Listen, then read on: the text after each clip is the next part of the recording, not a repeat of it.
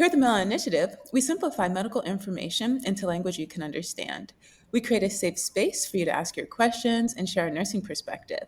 Today, we're continuing the fourth installment of our series, Becoming a Physician, with our guest star, Clarence Sams. He's offering a raw and reflective look into life behind the stethoscope, from navigating high stakes exams to preserving relationships and mental health. Clarence walks us through the real life experiences shaping his journey through medical school. This conversation is guided not just by curiosity, but by community. We will include some thoughtful questions from Faith G, a prospective student who's eager to learn what's really ahead. If you're considering the path to medicine or supporting someone who is, this episode is packed with insights, lessons, and honesty.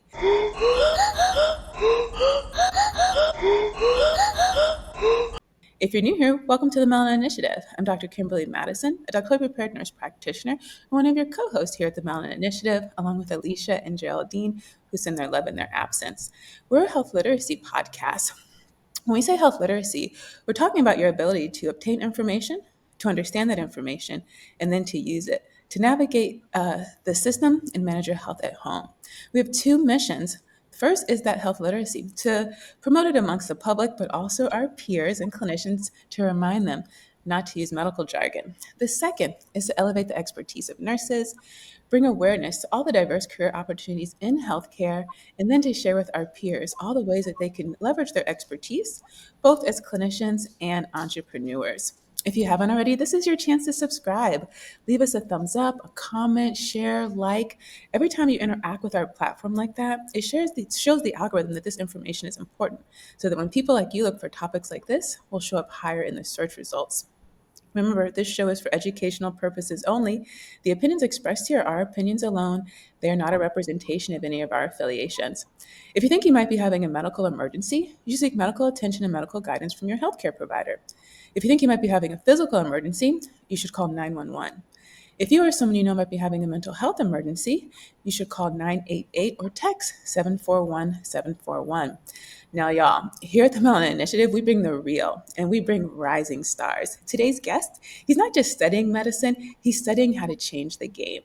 Hailing from Brooklyn, New York, this young scholar is now a rising third-year medical student at Charles R. Drew University of Medicine and Science, where he's become a published author, the recipient of the Charles R. Drew Medical Society Scholarship Award for Humanism and Leadership, and public speaker and mentor. He's not waiting until residency, he's leading right now.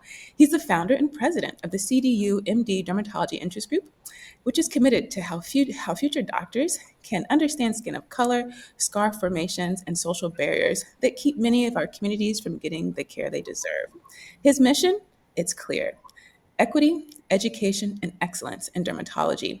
From conducting research on scarring and melanated skin to developing community-based workshops, award-winning Clarence Sams is about that work. Family, get ready to be inspired by a young man who is bringing brilliance, purpose, and passion in every exam room, classroom, and Zoom call. Let's welcome back the future Dr. Clarence Sams. Thank you Hi, so much for having me. it's so great to see you. I was telling him it's good to see him awake and energized. It's a tough road, right? And you're halfway there. I was telling my mom this morning. Yeah, it's an amazing experience. At the end of about like a month or two ago, we took like my last final for didactic, and it was an amazing experience to know that like I'm 50% done, and it just feels amazing and privileged to be here. Yeah, we're so proud of you. This would be like our 1 year anniversary of having you on the show and Oh following your yeah, journey. yeah. I know it's fast and slow at the same time, right? And we have to, give a shout out to Clarence because he's actually preparing for a pretty big exam right now. You want to tell the audience what you're doing this weekend? Yeah, so for the past 3 weeks, I have about 3 weeks left. I've been preparing for step one, which is the first board exam that we take. It's basically like a licensing exam, a series of three tests that we have to do in medical school. And the first one is basically everything that we've learned over the past 2 years. So, the basic sciences and then, disease and treatments and things like that. Yeah, so we're so surprised that you kept this this schedule, but you said it helped break up the monotony, which I completely understand. Yeah. So thank you so much for that. Before we get into our catching up with where you are, since our last conversation, we've started this little icebreaker that we call 5 questions in 5 minutes. And Hmm. this just gives us a chance to get to know a little bit about you in a different way. Sounds good. Yeah. So, what's the best thing that never happened to you? Oh wow. The best thing that never happened to me. I think honestly, when I was applying into college, I was stuck between like going into business and going into medicine. And I think the fact that I decided not to go into business was amazing because I ended up realizing that in medicine I could do both. And so it gives me the ability to do both things that I wanted to do instead of like going into one field and just kind of staying there. Wonderful. I love it. What's the next big idea you want to be a part of? Yeah, so right now I'm doing a lot of AI related things. So I'm helping a lot of startup companies. I'm doing like some consulting work with them and, just learning as much as I can. So AI is definitely where I'm headed. Oh, wonderful. I just published an article on that because my little niche is dermatology nursing education. Mhm. And what you just said, so many people, clinicians specifically, but nurses especially, don't realize the business aspect of what they're stepping into. And AI, I was telling my friends, like, if there's no tech, there's no patient care. Yeah, yeah. And the direction of where we're going in society and in healthcare is all about AI, not replacing us, but the people who understand it, know how to use it the best, will be the most sought after. Yeah, I agree. I mean, I believe that, the future's headed in a place where physicians and practitioners who utilize AI will, kind of outcompete those who don't. Not in like any type of, way that makes them better, but it's just, we have a population that's rising and people who are very interested in, everybody loves the new shiny thing. And especially in a field like dermatology where it's so easy to use, I think patients will really enjoy it. Yeah, wonderful. I'll link that article in the description box, but it's everything from, of course, your typical emails to patient education, but Mhm. also there's things for coding and billing. Shout out to Timothy August, who's a PA who created that. Derm Engine, which allows you to do everything from total body mole mapping to seeing just like your EMR, having it all be on one screen, which if you're not in practice, you might not appreciate having to click a bunch of different places just to get, the information that you're looking for. There's even one for prior authorizations. I mean, the list goes on. They're using it to analyze diverse skin tones in textbooks. They're not doing anything about it yet, but they're at least analyzing the problem exists. But the list goes on and on and on. So super excited to hear that you're doing that. We're going to get into that more. But I love that as a student, look how you're already being asked to share your expertise and your intellectual property. Yeah, I mean, it feels great. My summer at Stanford was really a gate opener, which we can talk about later, which is amazing. Yeah. What's the most important thing you've learned about communication? I think transparency is always important. The way you deliver it, because if people don't understand exactly what you mean, then they can easily, like, it's easy to not get what you want out of something. Yeah, I love it. And then this is actually a new one. What's your favorite sunscreen, Clarence? I think right now I'm really loving both Eucerin and Eltamed right now. Those are the two that I use every day. Yeah.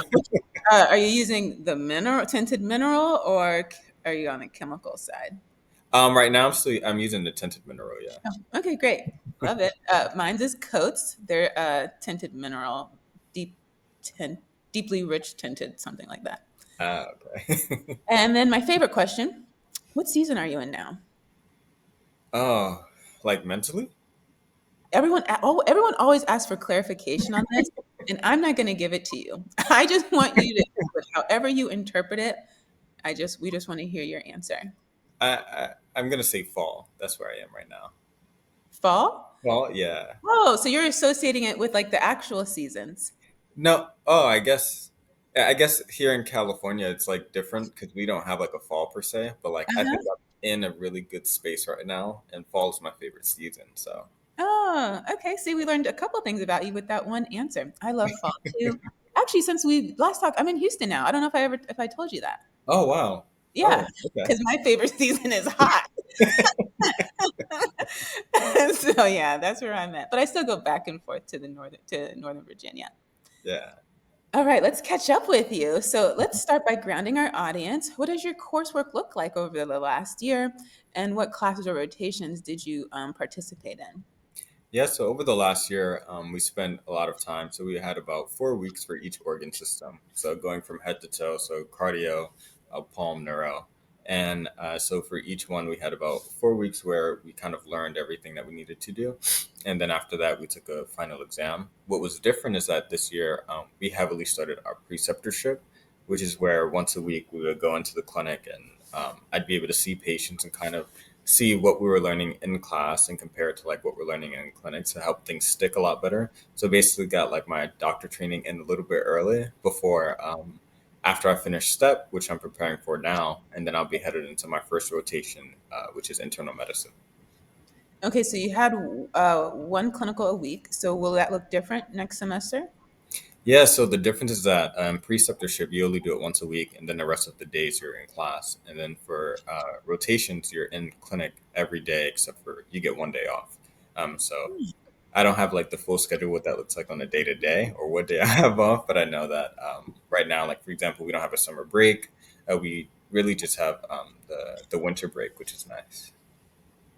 You don't have a summer break. No, we don't have a summer break anymore, so we kind of like And that's are. nice. You And said, and that's nice, it's nice that they at least gave us Christmas break. which is months away. Yeah. I love your optimism. That's a tip for someone. So Yeah. already I've noticed the difference even in your language because you're calling preceptorship and your rotation, you're just seeing that as two different things. Yeah. Whereas in nursing, we have our clinical rotations with a preceptor. I see. So even it's a very small nuance, but I know I picked it up, right? Yeah. And yeah, once we and so as far and your it sounds like it's pretty standardized. Everyone's going to have the same kind of similar schedule, right? It's more heavy on the clinical as opposed to what it was what you just experienced. More it was more heavy in the classroom. Right. Whereas in nursing, at least at the nurse practitioner level, it's half and half. And really, that clinical experience is kind of based on your preceptor. You could do Mhm. maybe all your hours all together, get them all done and over with, or you can spread them out. Oh wow. Okay. Yeah, that's different for us because Yeah. for us the way it's set up is we have our first 2 years when we're in the classroom. So from now up until I graduate, I'm only in the hospital. And each every 8 weeks or so, it switches. So for example, the first one I have is internal medicine, and then I switch to surgery and emergency. After that, I go into ped and OB, and then I end with neuro and psychiatry. After your brain is going to be full to capacity, they're saying, let's unpack this. Yeah. Yeah, and so it's really kind of heavily based on because typically so I've been I've been trying to so with our physician friends like yourself, right? You already told us you're involved in leadership, you're doing publications, you're speaking, but you still have a rigorous course load, right? Yeah. And in nursing, we really struggle to convince nurses how important mentorship is, leadership, writing. And I was like, why is it such a challenge? And so what I've come up with is I would say 98% of the time, physicians and PAs are not working, right? They're able to dedicate so much of their time to their studies. Yeah. Whereas in nursing, 98% of the time, they are working Oh. and they even have families. And now it's true, there are some people in residency and med school who have families, but by large, it's more common on the nursing side. And we know all students and even clinicians, the biggest challenge is time. There isn't any. And Yeah. so when you talk to someone who's already has a full time family and they're in school full time and working, and you say, do these extracurriculars, they don't have the bandwidth. So that's one. So I picked. It took me a while to figure that out, and it's like, oh, that's a big reason why it might be. Mhm. And so that's why the schedule is a little bit different because if you're a preceptor, you're trying to get your work schedule in, your classroom, and your rotation. Mhm. And then for you guys, I think across the board, your preceptor is given to you. You don't even have to worry about finding one. Correct. Yeah. Whereas in nursing, it's about 60-40. 60% of this, maybe 50-50 of the schools will find the preceptor, but by and large, most students are trying to find them themselves. And I think a lot of students don't realize that. Mm. But even if it's still the nursing students, NP students, nursing students, they're taken care of. But the NP has to compete with the med student and the PA student who wants that clinical rotation. And even if this school says it's your job to find it, at the end of the day, if I'm a student and I can't find what I need, I'm going to email my professor, the Right. professor who works for the school. So it still ends up falling back on this school eventually. Mm. Yeah, it's different for us because we were just assigned. They Yeah. kind of asked us like what specialty were we interested in doing a preceptorship in. Only issue we had is if a student like preceptor like went on vacation or something like that. But yeah, you're right. Definitely, we it was kind of like given to us because it's not. They didn't want us to have any issues as far as like our timing and things like that. Yeah, and the argument the dean makes in the school is that, oh, tuition's cheaper. But when you go through all that stress, the student's like, I'd rather pay the extra tuition and then not have to worry about it. And then a Mm. lot of students end up paying preceptors anyway. So Oh wow. it's a big deal. I'm actually out here trying to solve the preceptor problem with AI and augmented reality. I'll have to tell you more about that as I get closer to that idea. But I'm using dermatology to get there, create like a framework for that. Once we kind of work out the kinks, then I think every other specialty could adopt it. That sounds like an amazing idea. And now you said your rotations are 8 weeks. Yeah, for the most part, a lot of them are 8 weeks. Yeah, And so ours are the whole semester, and you're going to go through every specialty. We don't necessarily go through every specialty, but we go through all the diagnoses, right? But I everything. know our PA friends, I think their rotations are 6 weeks. Oh, okay. For the most part, they will go through all the specialties like you guys, not all the time, especially in the derm space. I've heard different opinions. Like sometimes they do, sometimes they don't. But I think in general, y'all are going through each specialty, so you're kind of dedicating that time. Whereas in the textbook, we're going over each specialty, but you're still at that one clinical site, and then you get like some limited extracurriculars if you want to. Yeah, yeah. So it works in a way where, so the ones that I mentioned are core rotations that everybody does, and we do that all like by the end of our third year. In our fourth year, we do like our away or elective rotations, and that's where we do rotations in the specialty that we're interested in. So I won't be able to do like my core rotation in dermatology, but once I get to the end of my third year, I can do my rotations in derm, and that's kind of like my auditions where I'll do that at places where I want to go for residency and see. How they like me and then eventually apply for residency. So at that point, you'll no matter what, you're going to definitely do that, or there's still a chance you might not get that. No, I definitely do that. Yeah. It's Oh, like built into the curriculum. okay, wonderful.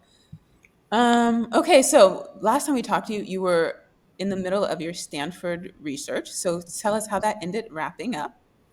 Yeah, that was an amazing experience. My mentor Roxana, she was great. She's a huge AI dermatology physician and PhD, and she's been a phenomenal mentor. So we were working on a project that I had a chance to present at the Skin of Color Society, which is basically where we did this analysis of SAM, segment anything by Facebook Meta, and kind of tried to understand whether or not there were some biases because they have this statement where it's like they are really good at auto segmentation, which is basically being able to identify an area of interest on a photo. And we just wanted to like test like what the biases look like and show that skin of color is like a big issue in terms of like data sets that currently exist. And what we basically saw is that no matter how well something is trained, if you don't have skin of color that's truly represented, the AI systems are not going to properly represent skin of color issues. And so in our project, we were doing it with keloids, and we basically found that when we compared it to skin of color of keloids, it basically overestimated the area of interest because it couldn't properly identify. But it also overestimated areas in the ear. So, like ear and skin of color conjuncted were kind of a big issue for identification. So it's just like a nice insight into that. And honestly, since then, I've done like a lot of different AI projects. We've worked on a lot of different things, and like I said, there were some like startup companies who have reached out to me to get some input, which has been like an amazing experience to be like part of building something that is so new And how did they find you? through Instagram actually. So they like Social media. yeah, social media has been like an amazing thing. Like I realized that the more content that I post related to my interests, the more I'll receive people who are looking for people with my interests. So I couldn't have said it any better. Thank you for that. We've already alluded to your interest in AI and research, and so I kind of looked you up, and I saw that you've published since then also on AI and fiber scars. Can you tell us about that? yeah, so fiber scars are a huge area of different types of scars. So they include keloids, hypertrophic scarring, some type of burn scars that can develop. And the whole concept behind my interest is a lot of patients who have keloids specifically have difficulty because there's a cycle that consistently happens where a keloid appears, a patient may receive treatment, and it either goes one of two ways: it gets better, but then it ends up in remission, or it doesn't work. And so the problem is that there's not a lot of longitudinal follow-up care. And so my research is a lot goes into a lot in identifying what are the barriers that, number one, prevent patients from coming in and doing these procedures. And number two, what is like how can we fix this? And so right now there's a survey that's being rotated for people who do have keloids who can participate in the survey to help us understand what these barriers are. And then we have some solutions that we're working on at Stanford. So we're developing the first like broad keloid data set to help people be able to create AI systems through machine learning, utilizing our data set. And so it's currently growing, and then we'll be able to publicly release it and then start working on another project called SCAR that we can talk about as we get closer to that development too. Oh, that's so exciting. So I have an intern. I started an internship, and I have so many advice for you when you start practicing full time. But she's helping me do a million things. But one of them is publishing more. That's like a big thing I'm really into. And a previous guest we had on, Eunice Kofio Bang, who's a cosmetic chemist of color. She's creating a professional organization dedicated to Black female cosmetic chemists, which Oh is wow. one of the things I tell people about all these other ways you can practice in dermatology, right? Yeah. Just being a nurse and doctor, they're great. They're one option, you know? And so we can partner with people like that. Anyway, she gave me a wonderful idea that has to do with fibroids. And so me and my intern, Jay Trevino, we're going to write about that paper. I'll tell you about it offline with a PA friend of ours, Kendra Joseph, who's out there in New York. New York! But I'm so yeah. Actually, I can't wait to tell you more about that because what you guys are doing is wonderful. But in nursing, dermatology nursing research, there's so many gaps, and Mm. I really want to help fill those gaps for the same reason that you do, right? So patients get the care that they need, and so that our clinicians can also accurately and confidently assess and treat skin of color. Yeah, I mean, I commend you. That's very amazing proactive work that you're looking to do. Like you found an issue and then you just said, "Let me fix it," which I appreciate definitely. Yeah, well, people have done a wonderful job pointing out the problems for decades since the origination of the Skin of Color Society. By now, President Dr. Susan Taylor of the American Academy of Dermatology, shout out to her, first female, I think, right? I believe so. Yeah. Yeah, and Black female at that. And yeah, she founded that society over 20 years ago. And since then, the numbers are still the same. Less than 5% of dermatologists are Black and brown. We still have gaps when it comes to medical faculty, medical images, medical textbooks. I did a whole list of textbooks. A lot of them are 10 years or older, and still gaps when it comes to skin of color in nursing. There's only one nursing book that was written 10 years ago. So we know those resources are even 10 years older. Wound care, cosmetics, and pediatrics. Mm. AI biases, transparency, how that data is utilized to create these algorithms. I mean, I can go on and on. That's what I write about all the time. But yeah, there's plenty of people have identified the problem, and I'm so glad you had mentioned the word solution earlier. So yes, we can start working on these problems. Yeah, step one is always identification, and then identifying where we are as a society and how can we incorporate the nuances and new technologies, and kind of not only create a solution but create something that's attractive to the population that makes them interested in partaking in that solution. You also wrote about cultural humility. Hmm. Tell us Yeah. about that. Yeah, cultural humility. So this was, part of a workshop where we wanted to, really understand, what does cultural humility like mean? And so, one of the big things at CDU is that we really want to understand what it means to, take care of patients holistically. So when I see a patient, no matter where they're from, who they are, I understand that, for example, if a part of your culture is to eat a lot of like in LA, we have a huge Mexican population. And so if part of your culture is to eat a lot of carbs through tortillas and tacos and things like that, me telling you to stop eating that is not good for you. It takes part of your culture away. But if I give you an alternative, say, you know what, you can have this. What if we cut it down? What if we change some of these ingredients? What if we put less salt? So we make modifications to your culture, but not instead of like stripping it away from you. And that's like a really important part of the holistic medicine aspect and cultural humidity. Wonderful. And you wrote about vitiligo twice.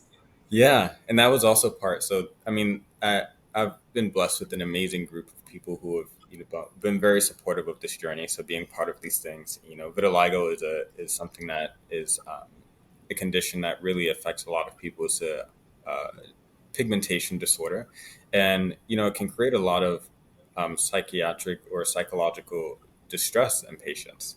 Fortunately, we're moving in a space where we have a lot more models who are representative of such conditions, and changing what beauty standards look like.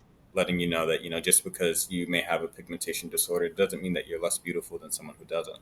And that's a really important part of dermatology. Is that allowing people to see the beauty in themselves the way that you see it, the way that they should appreciate themselves, not telling them that they need to change who they are to be somebody else. Hi, I'm Alicia from the Melanin Initiative podcast. Our mission is twofold. One, to simplify complex health information so you feel empowered to ask questions, educated on how to manage your health, and confident to navigate the healthcare system. And two, to elevate the expertise of nurses, spotlight the diverse career opportunities within the healthcare industry, and inform our peers how to leverage their expertise as clinicians and entrepreneurs. In less than 2 years, we've grown to over 50,000 views and 1,000 downloads, with an international audience spanning the US, Canada, the UK, Australia, and more. Our engaged listeners are professionals, entrepreneurs aged 25 to 44 who value authentic, impactful content. Want to connect with this dynamic audience? Advertise with us. Send in your 1 minute video ad and let's amplify your brand. Email tmi.melanin@gmail.com for rates and details. Let's work together.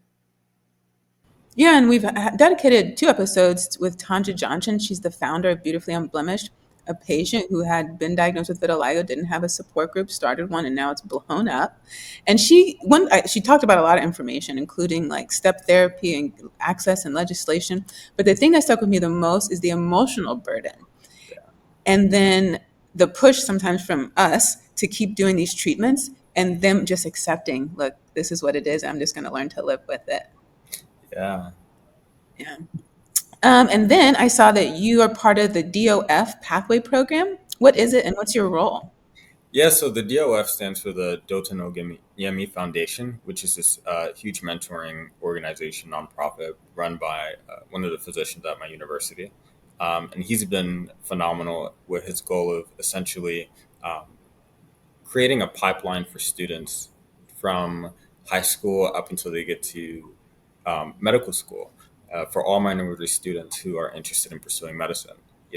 When I started my foundation initially in New York and I came here, he was someone who attracted me because he had the same mission. He had like an established foundation. We've been fortunate to be able to receive like a large $500,000 grant to be able to fund a lot of these students, so provide them with resources through like UWorld, tutors, things like that to help prepare them. And initially, I was the associate director of mentoring, so I was the one facilitating those mentoring relationships and pairing medical students in my school with physicians, and pairing high school and college students with med students, so that we can create that continuous growth. And then I was recently appointed part of the board of directors, so now I'm like in that space, and we've hired someone else to be associate director. And so I'm just really blessed to be able to grow with this company. Congratulations. We're so proud of you. Thank you so much. And you're founder of the dermatology interest group there. Yeah. Yeah, How's that coming along? yeah, the dermatology interest group. Because we are the inaugural class initially, and dermatology isn't always something sought after by medical students. Or nursing. Or right, and I think that has to do with like how competitive of a specialty it is. It can deter students, but uh, what we've done is essentially everyone in LA who's interested in dermatology. I created like a group chat where we could all, called LADIG, where they could all come together, all the e-board members, and kind of share resources so that way we can all be collaborative. And it's been an amazing experience being able to connect with people who are so brilliant and so like-minded and really want to make a difference in dermatology. Wonderful. We love that. And then let's see, what else do we have? Oh, are you still part of the journal club at the National Medical Association? Oh yeah, so we the anime dermatology category and section.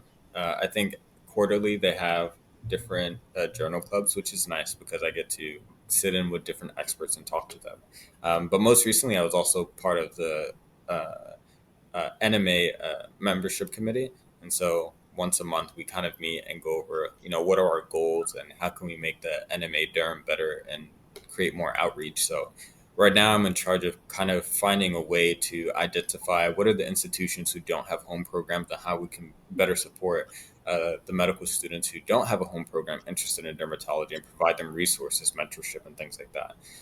So right now I'm like figuring out how we can, make this a more efficient and better process for everyone.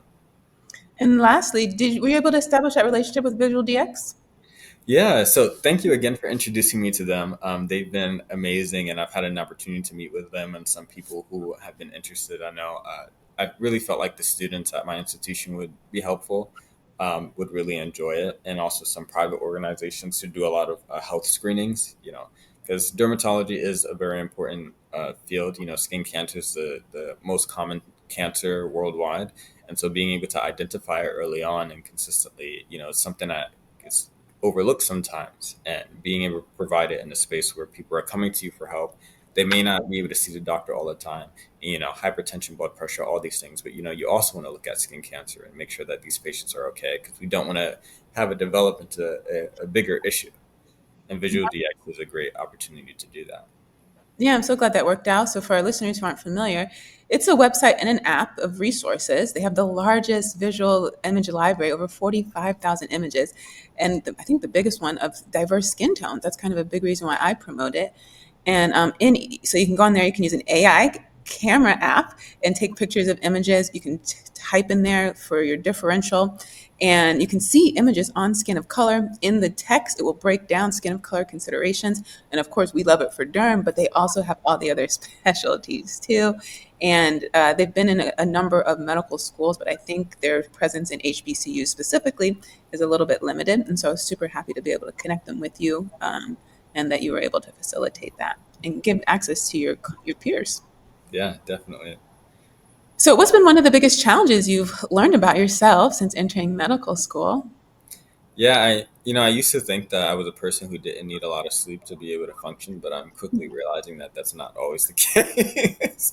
Because right now we're in dedicated, and been waking up at 6 a.m. and going until 10 p.m. Strictly studying, and sometimes it is exhausting, the amount of studying and work that you do as a student, any student in the healthcare profession.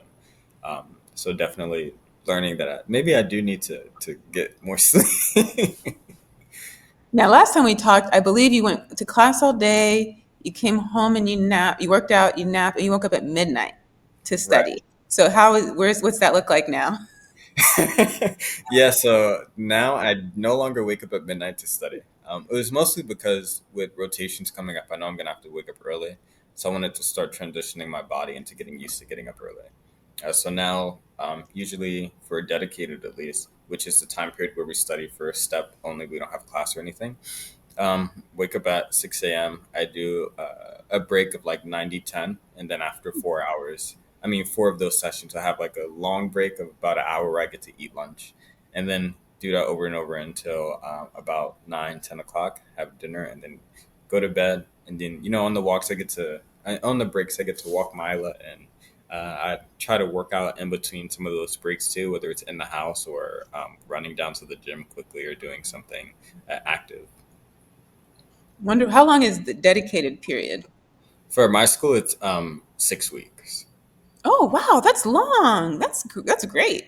Yeah, it doesn't always feel like you have enough time, but Yeah. when you make time and you always study and sleep and try to eat sometime, then you can kind of try to incorporate as much as you can. And what's eating looking like?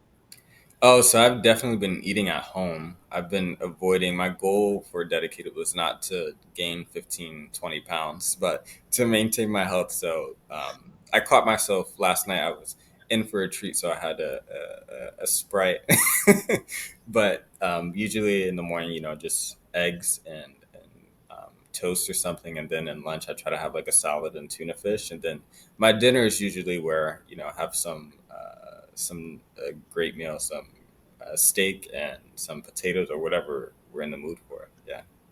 You're doing awesome. The fact that you're building these great habits now will carry with you. Yeah. Yeah, I always like to tell people, they'll be like, "I'll do it when I get there." It's like showing up for the Super Bowl and training on the day. It's not too late, but you're gonna lose.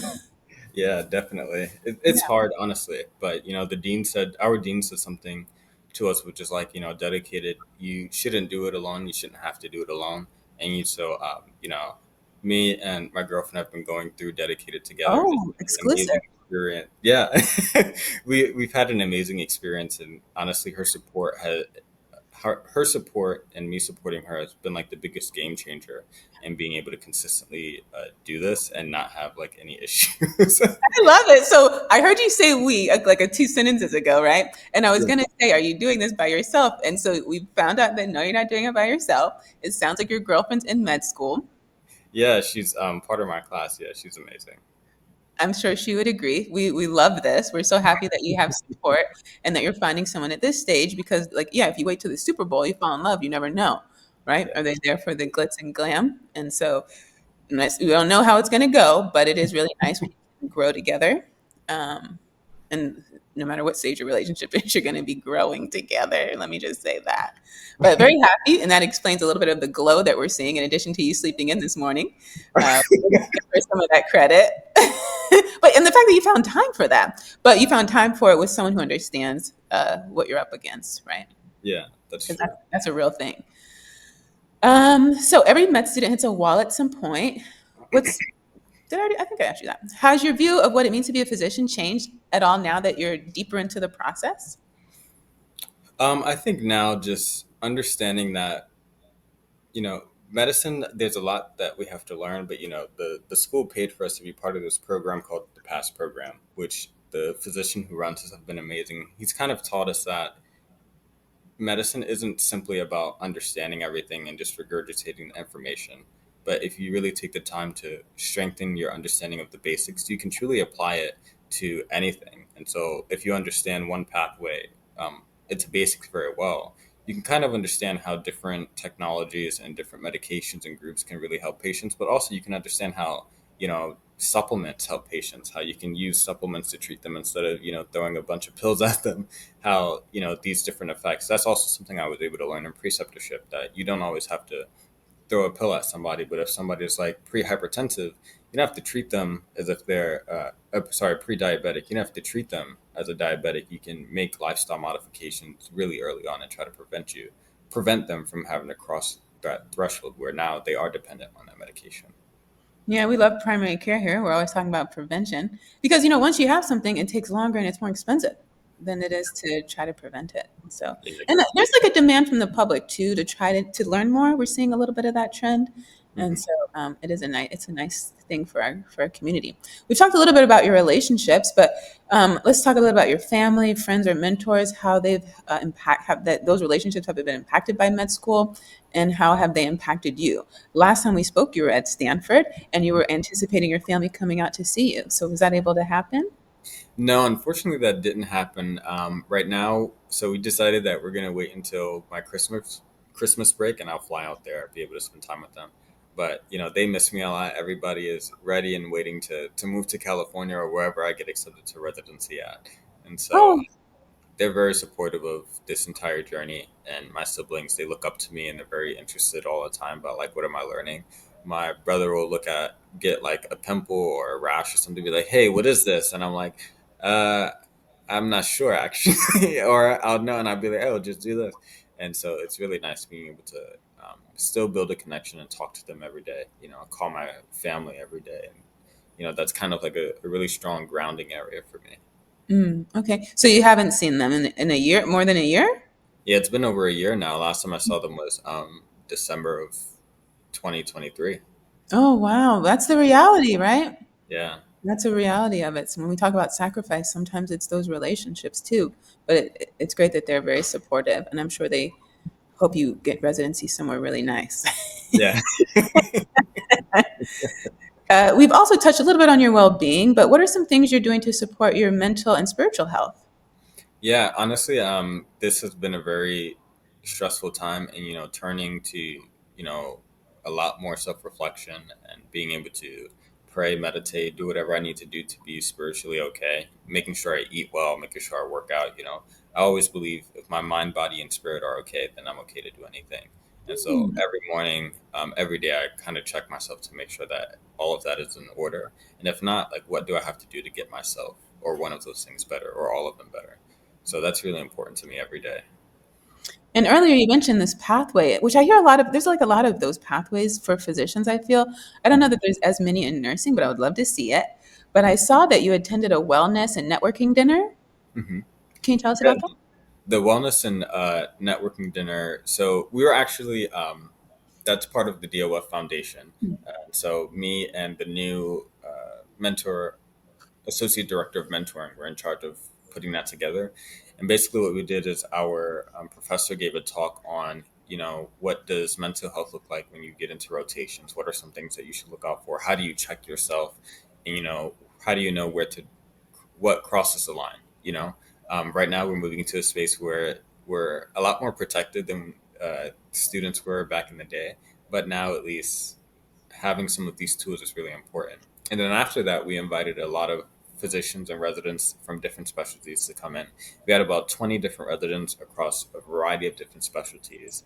And the students enjoyed it. They had a chance to talk to a lot of specialists, primary care, everyone, and really get a lot of insight into what it means to be like a minority in a lot of these specialties. Hmm. And that was free. Yeah, all the students came out for free. We paid for some amazing food. We had we had Mediterranean food, and then we ran out of food, so we ended up ordering pizza too. So we had an amazing turnout. Yeah, that's really nice that they got you all together to do that. And then, are you still part of the yoga club?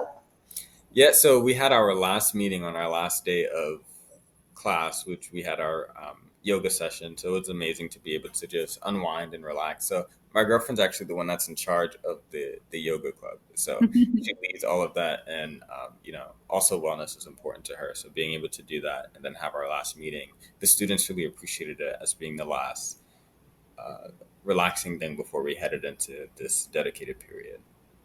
Wonderful. So we know that the finances of med school can be overwhelming, and you've been kind enough to talk about that in the past. What's one financial lesson or challenge that you think more people should be prepared for? I think, at least for me personally, the biggest challenge was when applying to med school, not having the financial help of my family to be able to do that. And so, credit card debt, is still something that like strongly lingers over me. Like even now, trying to pay off the debt, but also like trying to save some of the student aid that we get, it can be really difficult. But finding ways to just kind of stay focused and understand, I'm in this certain period now, but once I graduate and become a physician, that's not really something I really have to worry about as much. And so just really focusing on, understanding number one, if you can eat at home, don't order Uber Eats all the time. Reduce your costs as much as possible so that way you have less stress because stress at home goes to stress at school, which goes to bad performance. And that's not something that you want on your conscious. So being able to isolate them are very important. Yeah, good perspective too, right? This is temporary. Yeah. And we have talked about what your next semester looks like, but anything else you're looking forward to in the upcoming next semester and personal milestones? Yeah, I think some of our rotations are actually a little further out, so I'll be able to explore other parts of California. So I'll be Oh, going to Mission Viejo. We have some at Sutter up north, closer to where Stanford was. And so I'm definitely looking forward to being able to applying what I've learned in the classroom to patient care in these different areas and seeing different populations of people and learning different personalities because you have really good patients sometimes and you have patients who had a bad day and they kind of bring that into the office with you and you have to learn how to navigate that, and those are kind of situations that I particularly enjoy because I like to see how I'm learning to navigate difficult situations while still being able to provide good care. very good, wonderful. You will stay there when you drive to these places? Yeah, so Mission Viejo actually is my first one. It's about like an hour away, so the university provides housing over there. So me and Milo will take a trip, and then yeah, we'll stay there for about 8 weeks, and then I'll come back home afterwards. Okay, wow. That wraps up my question specifically as far as catching up on you. We have our student faith. Um, So I have her questions to go through. And we just want to shout out Chanel, who joined us the last time. And we got to see you offer some live mentorship for her. We'll link that episode in the description box.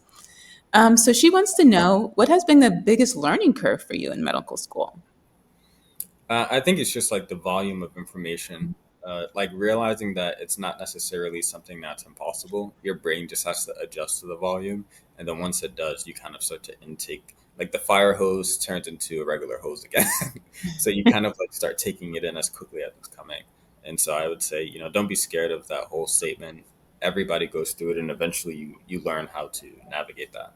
And like you said, also most students, at least at my school, we're contracted, so we can't work. So you don't have to work, so you have a lot more free time to dedicate to studying. And so this leads to our second question. How have your study habits evolved based on the volume of information that you have to consume? Yeah, I'd say definitely in the beginning it was a lot of like just reviewing PowerPoint slides and doing over content and things like that. But once I got into organ systems, practice questions was how I learned everything. So, I used the software Amboss during my preclinical year, where for each organ system, I'd make sure I did all the practice questions that were in there. And then, like now, I'm doing UWorld with the same idea of preparing for the board exam.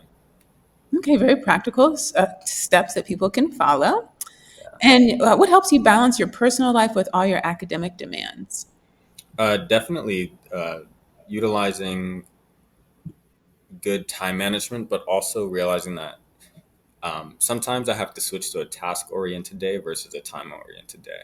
And so a time oriented day would look like, today, for example, during dedicated, it's all time oriented. So I need to study 12 hours a day. How can I fit that into my day since that's nothing else that I'm doing? Versus when I'm in school, sometimes it's tasks like, okay, so for today, I need to review these diseases, these organisms, or whatever. And then in the evening, I get to have free time. So however long those tasks take to complete is however long it takes. But afterwards, like I get to, have a little bit more fun. Okay, very insightful. Do you have any standout tips for medical school interview process? Yeah, I'd say definitely there find as many questions as you can online and really rehearse them. You don't want it to sound like you rehearse it. You want it to sound natural. So I always actually tell people when I help them with in preparing for the interview that don't write any of your answers down. Instead, write the question down and jot down like what is the idea or story that you want to do, and then rehearse telling the story that way because you want to tell the story to explain something. The only questions I always say actually rehearse and write down are why do you want to be a doctor and who are you? Tell me about yourself questions because those I think are hard to kind of just tell the story quickly off the head. But anything else really, the interview is learning about you, and who knows more about you than yourself. So just tell your story to answer the question. And you will be asked that question over and over and over professionally and personally in dating, right? When we're getting to know someone, we do expect them to be the expert and let us know who they are, what they need, how we can support them. That's Yeah, hard if you haven't taken the time to get to know yourself. that's true. And it is hard if you're when you're in a medical professional school program because all your time is going to learning the information. It is challenging. We're not going to lie about that. No, it is very challenging, and there are days when I think something that I'd notice is that on social media, everything sounds like it's perfect. Like it seems like a student who like every single day you wake up at 6 a.m. You don't go to sleep until you're done. The reality is that some days I'd sleep in, some days I'm like, okay, I think I might take today off, and that's okay too to understand that we're human, we're not robots, we're not going to put in 17 hours, 12 hours, 10 hours, 8 hours every single day. That things happen. Sometimes I want to give Mila an extra long walk. Sometimes I have to wash her because she stepped in something like, and that's okay. Things happen, life happens, and not every day will be perfect, but it's more about what you do at the time that you have. A motto for life. Yeah. Anything you wish you'd done differently to prepare for the MCAT? I think I would have done questions a lot earlier. And also the MCAT, I have personal opinions about where I feel like, now that I'm on the other side of in med school, the MCAT is just kind of like a milestone that you have to get by. So learn what you have to pass that and do well on that because there's nothing really on that exam that I've ever really seen again since I've been in med school, especially the car section, how to interpret like reading certain things. I That was actually my worst score on the MCAT, and I've never had to use any of those skills again, honestly. So I would say for anyone who's studying, just understand that this is just a milestone that you have to, a threshold that you have to reach. Do what you can do what you have to do to pass it. Once you're done, focus and take one day at a time. Do it one step at a time. And you've kind of talked about this as a theme over your episodes, but we want to continue to give Charles Drew their credit. So, how do you feel like your medical, or do you feel? I think we already know the answer, but how do you feel like your medical school provides the support you need to thrive as a minority student? Definitely. I have to say that, our dean, the faculty, I feel like she's definitely handpicked the faculty to really be engaged in everything that we do. And so they've been really supportive. They paid for this program for us to all have, it's supposed to increase your points by like 20 points by the time you finish it. They've been very receptive to our feedback. And honestly, they really just want us to succeed. And we can feel that. And we know that they actually send us emails every now and then to check up on us and say, "Hey, I hope you guys are doing well." Here's like a quote that I saw. The dean recently sent out like a quote that she was reading from somewhere that was just kind of about, perseverance, and don't worry, this is just like a milestone that we have to reach. And once we're done, she'll be glad to see that we made it on the other side. And so they've been phenomenal. They just started building our med school, like the actual building, which was also nice. So we have some groundwork for that too. When you look back at from the time you just thought you might want to be a physician to where you are now, what's been the hardest part of that journey? I think it's all a mental game. It's a mind game. There are days when I wake up and I tell myself I don't want to do this anymore. I can't study all day every day. But then I sit down and I reflect again, and I'm like, I don't know what else I would do actually. And this is actually something that I enjoy. And just recognizing that like it will get hard, and everybody fluctuates whether or not they feel like they want to do what they're currently doing. But also remembering your why you're doing it, where that inspiration come from, that reminder, and that's where family comes into play too, because they'll hold you accountable for what you say that you want, and they'll remember why you're doing what you want to do, and having them as a support when you feel your lows are really important too. On that note, any specific advice for incoming medical students? Yeah, I'd say definitely something. I'll repeat something that I said last time, which is about the imposter syndrome. And I just want to emphasize that imposter syndrome was meant for people who didn't work hard to get to where they are. And when you work hard to get to where you are, you're not an imposter. So don't think that anything behind you, means anything significant. If you didn't perform well in the MCAT, but you got into med school, leave the MCAT behind you. It doesn't matter. Just keep going. And each time you face a new challenge is because you're going to develop into the person that you want to become. And if life was easy, then we wouldn't change. But it gets hard so that we can change, we can become better, and then we can be the people who we need to be. Beautiful, Clarence. Any last thoughts with the audience and how we can support you and connect with you? Yeah, I'd say definitely follow me on Instagram. It's Sam's II Med. And then also, if anybody has questions, feel free to reach out. People reach out to me all the time. I'm more than happy to give like personal advice. And also, if anybody is like interested in help, whether it's with tutoring or anything like that, on my SSE-ME website, we now offer tutoring services for K through 12.